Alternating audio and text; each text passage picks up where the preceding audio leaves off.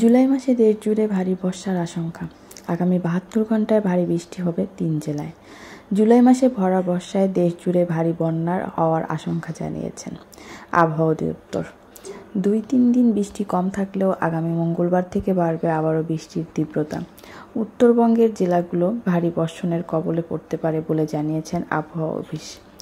আবহাওয়া অফিস এটাও বলেছেন, ভারী বৃষ্টি হওয়ার সম্ভাবনা থাকলেও কোথাও বন্যা হওয়ার সম্ভাবনা নেই। আগামী ২৫ থেকে ২৬ তারিখের পরে বৃষ্টি বাড়বে, কিন্তু বন্যা হবে না এই মাসের মধ্যে। আর ২৫ তারিখের পরে বৃষ্টি বেড়ে টানা ৪-৫ দিন বৃষ্টি থাকবে বলে আশা করছেন আবহাওয়া অফিস।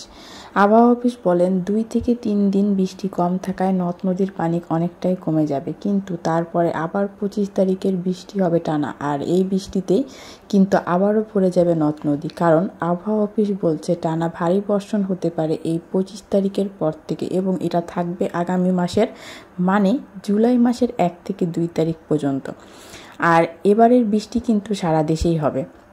জুলাই মাসের ভারী বৃষ্টি হওয়ার সম্ভাবনা জানিয়েছেন আবহাওয়া অধিদপ্তর। সেটা জুলাই মাসের কত তারিখের পর থেকে শুরু হবে সেটা এখনও ভালোভাবে বোঝা যায়নি বলে জানিয়েছেন আবহাওয়া অধিদপ্তর।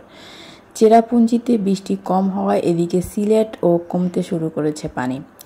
ব্রহ্মপুত্র ও যমুনার পানি বাড়ায় স্বল্পমেয়াদী বন্যা হতে পারে উত্তর অঞ্চলে, কিন্তু জুলাই মাসে বড় বন্যা হওয়ার আশঙ্কা দেখতেছে বন্যা পূর্বাভাস কেন্দ্র।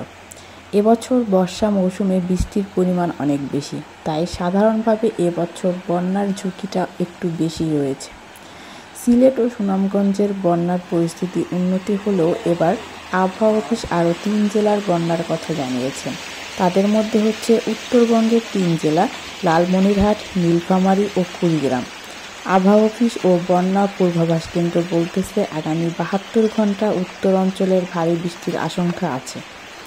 এই বৃষ্টিতে তিস্তা, ধরনা ও দুধকুমার নদীর পানি বাড়বে, যাতে সমস্যার শিকার হবে লালমনিরহাট, নীলফামারী ও কুড়িগ্রামের মানুষজন। সবাই সাবধানে থাকবেন, সেভে থাকবেন, আমাদের চ্যানেলের সাথে থাকবেন নিত্য নতুন আপডেট পেতে সবার আগে। আজ এই পর্যন্তই, ভালো থাকবেন, আল্লাহ হাফেজ।